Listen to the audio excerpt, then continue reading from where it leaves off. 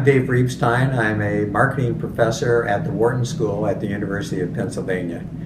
And the work that I've been doing has been on the brand of nations. That is, nations are perceived in various ways around the world. And the question is, how does the perception of a nation affect the economy of that nation? One could also think in terms of the perception of a state or even the perception of a city. So there are perceptions that affect how people are likely to go for tourism or to come, on vacation, or to move there or to do business.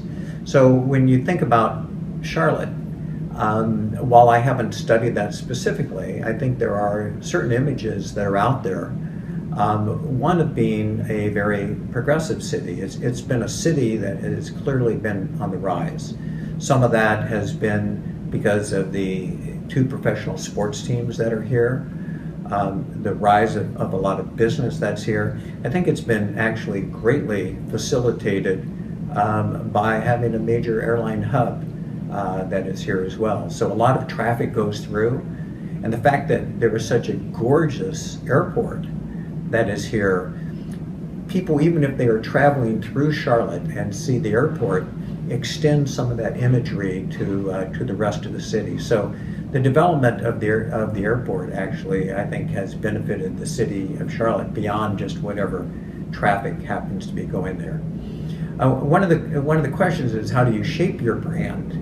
And I think part of the way that you shape your brand is not just what you say in advertising or a billboard that you might or signage that you put up in the Charlotte airport. But I think it's also by just what the behavior is and what the actual actions are.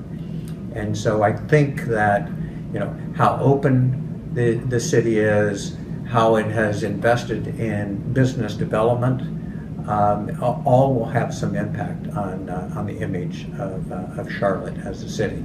The upcoming elections will also be closely watched and will have some influence on the perception of the state, and yet most people will not continue to linger on with a focus on what happened in the state of North Carolina, unless it comes down to the 50th state being determining the overall election. But otherwise, I think North Carolina has perhaps a southern image, but Charlotte within it has, in many ways, a stronger image than the state itself.